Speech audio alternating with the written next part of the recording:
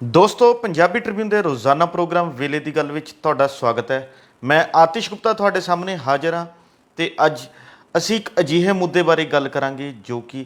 ਅਮੀਰ ਹੋਵੇ, ਗਰੀਬ ਹੋਵੇ, ਮੱਧਮ ਵਰਗ ਦਾ ਹੋਵੇ, ਹਰ ਵਿਅਕਤੀ ਦੇ ਨਾਲ ਜੁੜਿਆ ਹੋਇਆ ਮੁੱਦਾ ਹੈ, ਹਰ ਬੰਦੇ ਦੇ ਜੀਵਨ 'ਤੇ ਅਸਰ ਪਾਉਣ ਵਾਲਾ ਮੁੱਦਾ ਹੈ। ਉਹ ਹੈ ਮੁੱਦਾ ਮਹਿੰਗਾਈ ਦਾ, ਜੋ ਕਿ ਲਗਾਤਾਰ ਸਾਡੇ ਦੇਸ਼ ਦੇ ਵਿੱਚ ਹੀ ਨਹੀਂ ਦੁਨੀਆ ਭਰ ਦੇ ਵਿੱਚ ਵੱਧਦੀ ਜਾ ਰਹੀ ਹੈ। ਪਰ ਗੱਲ ਕਰੀਏ ਅਸੀਂ ਆਪਣੇ ਦੇਸ਼ ਦੀ, ਤਾਂ ਭਾਰਤ ਦੇਸ਼ ਦੇ ਵਿੱਚ ਮਹਿੰਗਾਈ ਦੀ ਦਰ ਪਿਛਲੇ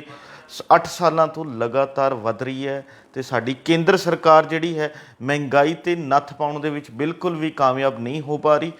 ਤੇ ਨਾ ਹੀ ਉਹ ਇਸ ਮਹਿੰਗਾਈ ਦੀ ਦਰ ਨੂੰ ਘਟਾਉਣ ਲਈ ਉਸ ਤਰ੍ਹਾਂ ਦੇ ਕਦਮ ਚੁੱਕ ਪਾ ਰਹੀ ਹੈ ਜੋ ਕਿ ਉਹਨੂੰ ਚੁੱਕਣੇ ਚਾਹੀਦੇ ਨੇ, ਜੋ ਕੰਮ ਕਰਨਾ ਚਾਹੀਦਾ ਉਹ ਕੁਝ ਨਹੀਂ ਕਰ ਪਾ ਰਹੀ। ਗੱਲ ਕਰੀਏ ਤਾਂ ਕੇਂਦਰ ਸਰਕਾਰ ਤਾਂ ਪਿਛਲੇ ਕੁਝ ਸਾਲਾਂ ਤੋਂ ਇਹ ਮੰਨਣ ਲਈ ਤਿਆਰ ਨਹੀਂ ਸੀ ਵੀ ਭਾਰਤ ਦੇਸ਼ ਦੇ ਵਿੱਚ ਮਹਿੰਗਾਈ ਦੀ ਦਰ ਲਗਾਤਾਰ ਵੱਧ ਰਹੀ ਹੈ। ਉਹਨਾਂ ਦਾ ਕਹਿਣਾ ਸੀ ਇਹੀ ਵੀ ਕਿ ਮਹਿੰਗਾਈ ਦੀ ਦਰ ਨਹੀਂ ਵੱਧ ਰਹੀ, ਬਲਕਿ ਦੇਸ਼ ਦੇ ਵਿੱਚ GDP ਵੱਧ ਰਹੀ ਹੈ, ਦੇਸ਼ ਤਰੱਕੀ ਕਰ ਰਿਹਾ, ਤਰੱਕੀ ਦੇ ਰਾਹ 'ਤੇ ਵੱਧ ਰਿਹਾ,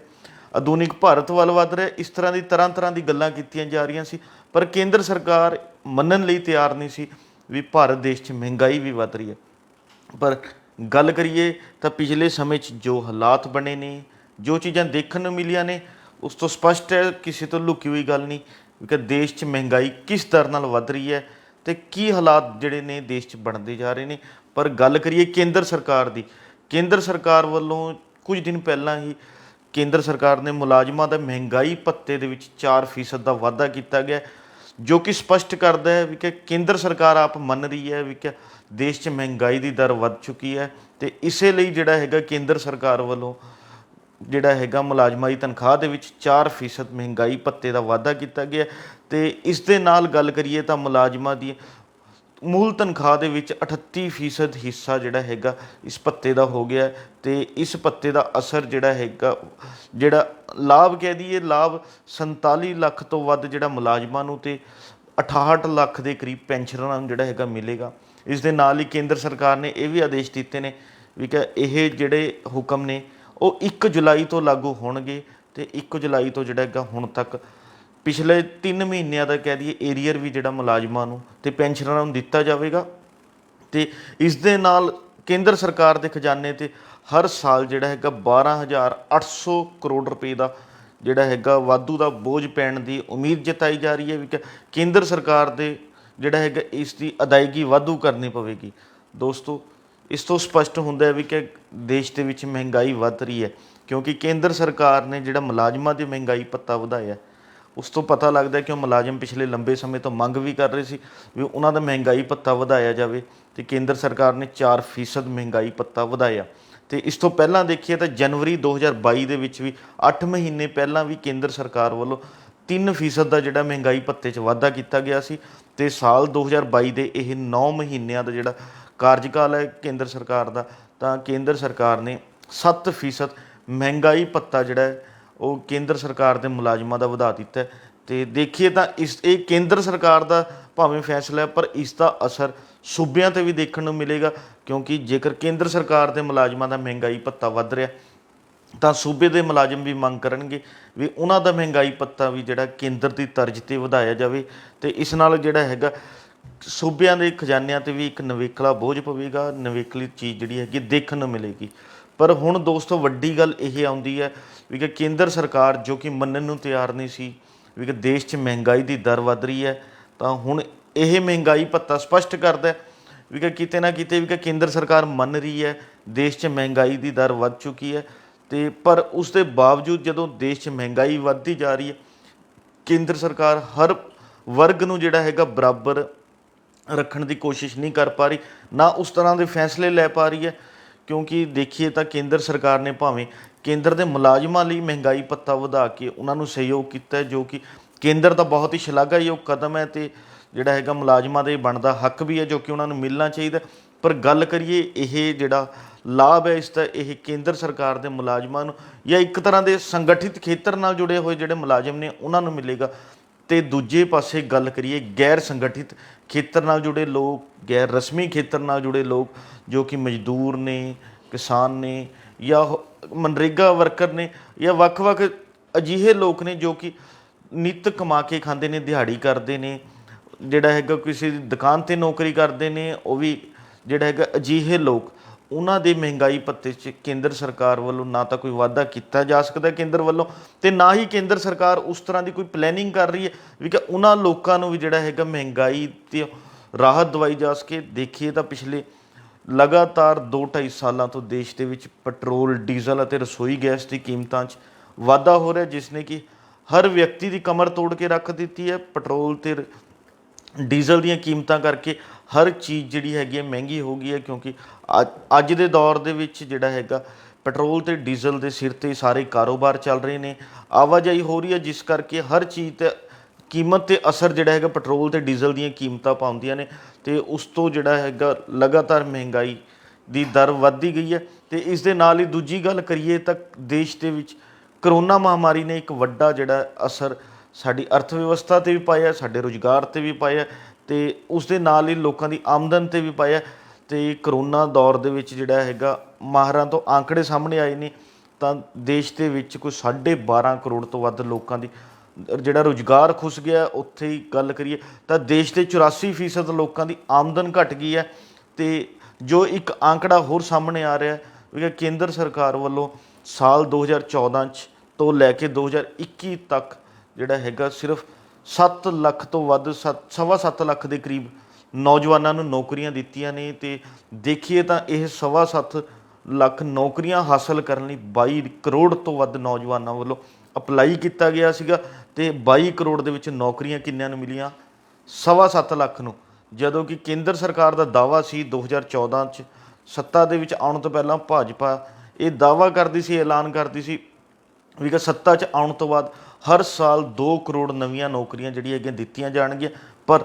ਇਹ 7 ਸਾਲਾਂ ਦੀ ਗੱਲ ਕਰੀਏ 14 ਤੋਂ 21 ਤੱਕ ਦੀ ਸਿਰਫ 7.25 ਲੱਖ ਜਿਹੜੇ ਸਰਕਾਰੀ ਨੌਕਰੀਆਂ ਨੌਜਵਾਨਾਂ ਨੂੰ ਮੁਹੱਈਆ ਕਰਵਾਈਆਂ ਜਾ ਸਕੀਆਂ। ਤੇ ਉੱਪਰੋਂ ਕਰੋਨਾ ਤੋਂ ਬਾਅਦ ਜਿਹੜਾ ਹੈਗਾ ਵੱਡੀ ਗਿਣਤੀ 'ਚ ਨੌਜਵਾਨਾਂ ਦਾ ਰੁਜ਼ਗਾਰ ਖੁੱਸ ਰਿਹਾ, ਲੋਕਾਂ ਦੀ ਆਮਦਨ ਘਟ ਰਹੀ ਹੈ। ਪਰ ਕੇਂਦਰ ਸਰਕਾਰ ਜਿਹੜੀ ਹੈਗੀ ਹੈ ਇਹ ਗੈਰ ਸੰਗਠਿਤ ਖੇਤਰ ਨਾਲ ਜੁੜੇ ਲੋਕਾਂ ਵੱਲ ਧਿਆਨ ਬਿਲਕੁਲ ਨਹੀਂ ਦੇ ਪਾ ਰਹੀ। ਉਹਨਾਂ ਦੀ ਆਮਦਨ ਘਟਦੀ ਜਾ ਰਹੀ ਹੈ, ਮਹਿੰਗਾਈ ਵੱਧ ਰਹੀ ਹੈ, ਹੋਰ ਉਹਨਾਂ ਕੋਲ ਆਮਦਨ ਦੇ ਕੋਈ ਵਸੀਲੇ ਨਹੀਂ। ਇਸ ਕਰਕੇ ਉਹਨਾਂ ਨੂੰ ਕਿਤੇ ਨਾ ਕਿਤੇ ਜਿਹੜਾ ਇਹ ਲਗਾਤਾਰ ਮਹਿੰਗਾਈ ਵੱਧ ਰਹੀ ਹੈ ਇਹਨਾਂ ਦਾ ਅਸਰ ਉਹਨਾਂ ਦੇ ਰੋਜ਼ਾਨਾ ਜੀਵਨ 'ਤੇ ਪੈਂਦਾ। ਕਿਉਂਕਿ ਗੱਲ ਕਰੀਏ ਜਿਸ ਇਹ ਚਾਹੇ ਮਨਰੇਗਾ ਵਰਕਰ ਹੋਣ, ਕਿਸਾਨ ਹੋਣ, ਮਜ਼ਦੂਰ ਹੋਣ ਜਾਂ ਦਿਹਾੜੀਦਾਰ ਹੋਣ, ਜਾਂ ਜਿਹੜਾ ਹੋਰ ਹੇਠਲੇ ਪੱਧਰ 'ਤੇ ਰਹਿਣ ਵਾਲੇ ਲੋਕ ਨੇ ਉਹ ਹੋਣ, ਜੇਕਰ ਉਹਨਾਂ ਦੀ ਆਮਦਨ ਜਾਂ ਉਹਨਾਂ ਕੋਲ ਜਿਹੜਾ ਆਮਦਨ ਦੇ ਸਾਧਨ ਇੰਨੇ ਨਹੀਂ ਹੋਣਗੇ ਵੀ ਕਿ ਉਹ ਆਪਣਾ ਗੁਜ਼ਾਰਾ ਕਰ ਸਕਣ, ਤਾਂ ਉਹਨਾਂ ਦਾ ਕਿਤੇ ਨਾ ਕਿਤੇ ਇਹ ਸਾਰਾ ਅਸਰ ਉਹਨਾਂ ਦੀ ਸਿੱਖਿਆ 'ਤੇ ਦੇਖਣ ਨੂੰ ਮਿਲੇਗਾ ਵੀ ਕਿ ਉਹ ਆਪਣੇ ਬੱਚਿਆਂ ਨੂੰ ਵਧੀਆ ਸਿੱਖਿਆ ਨਹੀਂ ਦੇ ਪਾਉਣਗੇ।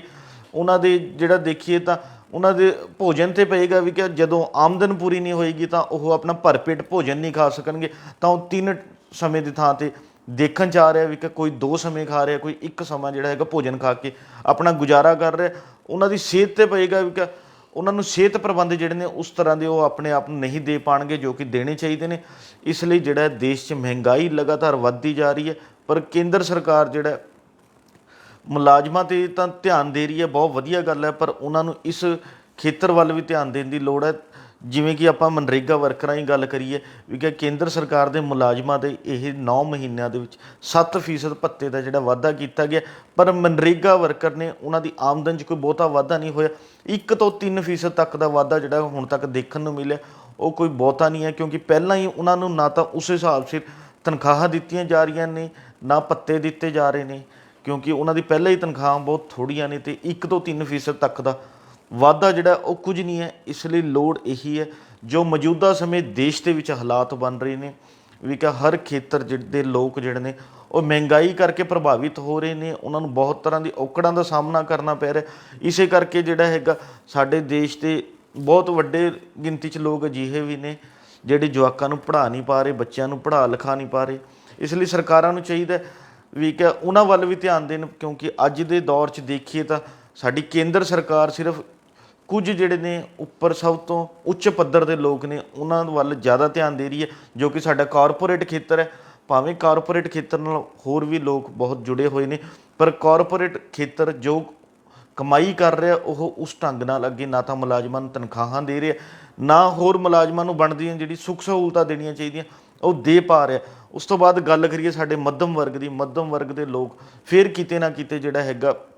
ਆਪਣਾ ਗੁਜ਼ਾਰਾ ਕਰਦੇ ਨੇ, ਗੱਡੀ ਰੋਡ ਦੇ ਦਿਖਾਈ ਦੇ ਰਹੇ ਨੇ ਕਿ ਜਿੰਨਾ ਕੁ ਮਹੀਨੇ 'ਚ ਕਮਾਉਂਦੇ ਨੇ ਉਹਨਾਂ ਕੀ ਉਹਨਾਂ ਦਾ ਖਰਚਾ ਹੁੰਦਾ ਹੈ। ਪਰ ਉਹ ਜਿਹੜੀ ਪਹਿਲਾਂ ਸੇਵਿੰਗ ਕਰ ਲੈਂਦੇ ਸੀ, ਪੈਸੇ ਬਚਾ ਲੈਂਦੇ ਸੀ ਆਪਣੇ ਭਵਿੱਖ ਦੇ ਸੁਨਹਿਰੇ ਭਵਿੱਖ ਲਈ, ਉਹ ਅੱਜ ਉਹ ਸੇਵਿੰਗ ਨਹੀਂ ਕਰ ਪਾ ਰਹੇ, ਕੁਝ ਨਹੀਂ ਕਰ ਪਾ ਰਹੇ। ਅਤੇ ਗੱਲ ਕਰੀਏ ਹੇਠਲੇ ਪੱਧਰ ਦੀ, ਜੋ ਕਿ ਬਹੁਤ ਵੱਡਾ ਪੱਧਰ ਹੈ ਸਾਡੇ, ਜੇ ਦੇਖੀਏ ਤਾਂ ਸਭ ਤੋਂ ਵੱਧ ਆਬਾਦੀ ਹੇਠਲੇ ਪੱਧਰ ਦੇ ਲੋਕ ਹੈ ਵੀ ਕਿ ਜਿਹੜੇ ਰੋਜ਼ਾਨਾ ਕਮਾ ਕੇ ਖਾਂਦੇ ਨੇ, ਜਾਂ ਕਹਿ ਦਈਏ ਮਹੀਨੇ ਦੀ ਤਨਖਾਹਾਂ ਵੀ ਲੈਂਦੇ ਨੇ, ਪਰ ਉਹ ਤਨਖਾਹਾਂ ਥੋੜ੍ਹੀਆਂ ਨੇ। ਇਸ ਲਈ ਲੋੜ ਇਹੀ ਹੈ ਸਾਡੀਆਂ ਸਰਕਾਰਾਂ ਨੂੰ, ਕੇਂਦਰ ਸਰਕਾਰ ਨੂੰ ਚਾਹੀਦਾ ਵੀ ਕਿ ਦੇਸ਼ 'ਚੋਂ ਰੁਜ਼ਗਾਰ ਦੇ ਸਾਧਨ ਪੈਦਾ ਕਰੇ, ਕਿਉਂਕਿ ਜਿਹੜਾ ਬੇਰੁਜ਼ਗਾਰੀ ਦੀ ਦਰ ਹੈ ਉਹ ਵੀ ਦੇਸ਼ 'ਚ ਵੱਧ ਰਹੀ ਹੈ। ਇਸ ਲਈ ਕੇਂਦਰ ਸਰਕਾਰ ਨੂੰ ਧਿਆਨ ਦੇਣ ਦੀ ਲੋੜ ਹੈ ਵੀ ਕਿ ਦੇਸ਼ 'ਚ ਰੁਜ਼ਗਾਰ ਕਿਵੇਂ ਵੱਧ ਸਕਦਾ ਹੈ, ਦੇਸ਼ ਦੇ ਲੋਕਾਂ ਦੀ ਆਮਦਨ ਕਿਵੇਂ ਵੱਧ ਸਕਦੀ ਹੈ, ਜਿਹੜਾ ਇਹ ਮਹਿੰਗਾਈ ਦੀ ਦਰ ਵੱਧਦੀ ਜਾ ਰਹੀ ਹੈ ਇਹ ਕਿਵੇਂ ਘਟਾਈ ਜਾ ਰਹੀ ਹੈ। ਇਹਨਾਂ ਸਭ ਵੱਲ ਧਿਆਨ ਦੇਣ ਦੀ ਲੋੜ ਹੈ ਵੀ ਕਿ ਕੇਂਦਰ ਸਰਕਾਰ ਜਿਹੜੇ ਦੋਹਰੇ ਮਾਪਦੰਡ ਨੂੰ ਜਿਹੜਾ ਅਪਣਾ ਰਹੀ ਹੈ ਉਸ ਵੱਲ ਜਿਹੜਾ ਧਿਆਨ ਦੇਣ ਦੀ ਲੋੜ ਹੈ, ਤਾਂ ਜੋ ਇਹ ਗਰੀਬ ਲੋਕਾਂ ਨੂੰ ਗਰੀਬੀ ਰੇਖਾ ਤੋਂ ਬਾਹਰ ਕਿਵੇਂ ਜਿਹੜਾ ਹੈਗਾ ਕੱਢਿਆ ਜਾ ਸਕੇ। ਆંકੜੇ ਪਿਛਲੇ ਦਿਨੀ ਇਹ ਵੀ ਸਾਹਮਣੇ ਆਏ ਸੀ ਵੀ ਕਿ ਸਾਡੇ ਦੇਸ਼ ਦੇ ਵਿੱਚ ਗਰੀਬ ਲੋਕ ਨੇ ਉਹ ਹੋਰ ਜਿਹੜੇ ਨੇ ਗਰੀਬ ਹੁੰਦੇ ਜਾ ਰਹੇ ਨੇ, ਅਤੇ ਅਮੀਰ ਲੋਕ ਅਮੀਰ ਹੁੰਦੇ ਜਾ ਰਹੇ ਨੇ। ਇਸ ਲਈ ਸਰਕਾਰਾਂ ਨੂੰ ਚਾਹੀਦਾ ਵੀ ਕਿ ਅਮੀਰ ਲੋਕ ਤਾਂ ਅਮੀਰ ਜਿਹੜੇ ਹੋ ਰਹੇ ਨੇ ਉਹਨਾਂ ਨੂੰ ਤਾਂ ਕੁਝ ਨਹੀਂ ਕਹਿਣ ਦੀ ਲੋੜ, ਜਾਂ ਕੀ ਕਰ ਸਕਦੇ ਆ, ਪਰ ਲੋੜ ਇਹੀ ਹੈ ਜਿਹੜੇ ਲੋਕ ਗਰੀਬੀ ਰੇਖਾ ਤੋਂ ਹੇਠਾਂ ਜਾ ਰਹੇ ਨੇ ਉਹਨਾਂ ਲੋਕਾਂ ਨੂੰ ਕਿਵੇਂ ਨਾ ਕਿਵੇਂ ਜਿਹੜਾ ਹੈਗਾ ਉੱਪਰ ਚੁੱਕਣ ਲਈ ਸਰਕਾਰਾਂ ਨੂੰ ਕੋਈ ਨਾ ਕੋਈ ਠੋਸ ਰਣਨੀਤੀ, ਠੋਸ ਪਲੈਨਿੰਗ ਜਾਂ ਕੋਈ ਨਾ ਕੋਈ ਅਜਿਹੀ ਯੋਜਨਾਵਾਂ ਬਣਾਉਣ ਦੀ ਲੋੜ ਹੈ, ਤਾਂ ਜੋ ਉਹ ਲੋਕਾਂ ਨੂੰ ਜਿਹੜਾ ਹੈਗਾ ਇੱਕ ਵਧੀਆ ਢੰਗ ਨਾਲ ਜੀਵਨ ਜਿਉਣ ਦਾ ਇੱਕ ਸੱਦਾ ਦਿੱਤਾ ਜਾ ਸਕੇ, ਉਹਨਾਂ ਨੂੰ ਵਧੀਆ ਜੀਵਨ ਜਿਉਣ ਲਈ ਜਿਹੜਾ ਹੈਗਾ ਜਾਗਰੂਕ ਕੀਤਾ ਜਾ ਸਕੇ, ਅਤੇ ਉਹਨਾਂ ਲੋਕਾਂ ਦੇ ਜੋ ਬੁਨਿਆਦੀ ਹੱਕ ਨੇ ਉਹਨਾਂ ਨੂੰ ਬੁਨਿਆਦੀ ਹੱਕ ਦਿੱਤੇ ਜਾ ਸਕਣ। ਹੁਣ ਦੇਖਣਾ ਇਹੀ ਹੋਵੇਗਾ ਕੇਂਦਰ ਸਰਕਾਰ ਵੱਲੋਂ ਕੇਂਦਰ ਦੇ ਮੁਲਾਜ਼ਮਾਂ ਲਈ ਤਾਂ ਜਿਹੜਾ ਹੈਗਾ 4% ਭੱਤਾ ਵਧਾ ਕੇ ਜਿਹੜਾ ਹੈਗਾ ਇਸ ਸਾਲ 7% ਦਾ ਜਿਹੜਾ ਮਹਿੰਗਾਈ ਭੱਤਾ ਵਧਾ ਦਿੱਤਾ ਹੈ। ਪਰ ਹੁਣ ਸਰਕਾਰਾਂ ਜਿਹੜੇ ਗਰੀਬ ਲੋਕ ਨੇ ਕਿ ਉਹਨਾਂ ਨੂੰ ਮੁਫਤ ਦਾ ਰਾਸ਼ਨ ਦੇਣ ਤੱਕ ਹੀ ਸੀਮਿਤ ਰੱਖਦੀ ਹੈ, ਕਿ ਉਹਨਾਂ ਲਈ ਕੋਈ ਅਜਿਹੀ ਯੋਜਨਾਵਾਂ ਅਜਿਹੀ ਪਲੈਨਿੰਗ ਲੈ ਕੇ ਆਉਂਦੀ ਹੈ ਤਾਂ ਜੋ ਉਹਨਾਂ ਦਾ ਜੀਵਨ ਪੱਧਰ ਹੈ ਉੱਚ ਵੀ ਸੁਧਾਰ ਕੀਤਾ ਜਾ ਸਕੇ, ਉਹਨੂੰ ਵੀ ਉੱਚਾ ਚੁੱਕਿਆ ਜਾ ਸਕੇ। ਇਹ ਦੇਖਣਾ ਹੋਵੇਗਾ ਕੇਂਦਰ ਸਰਕਾਰ ਕੀ ਕਰਦੀ ਹੈ। ਪਰ ਪੰਜਾਬੀ ਟ੍ਰਿਬਿਊਨ ਲਗਾਤਾਰ ਤੁਹਾਡੇ ਤੱਕ ਅਜਿਹੇ ਜਨਤਕ ਮੁੱਦੇ ਪਹੁੰਚਾਉਂਦਾ ਰਹੇਗਾ, ਜਨਤਕ ਮੁੱਦੇ ਉਭਾਰਦਾ ਰਹੇਗਾ। ਸਾਡੇ ਨਾਲ ਜੁੜੇ ਰਹੋ। ਕੱਲ੍ਹ ਨੂੰ ਇਸੇ ਸਮੇਂ ਇੱਕ ਨਵੇਂ ਮੁੱਦੇ ਦੇ ਨਾਲ ਫਿਰ ਮਿਲਾਂਗੇ ਪ੍ਰੋਗਰਾਮ ਵੇਲੇ ਦੀ ਗੱਲ ਵਿੱਚ। ਧੰਨਵਾਦ।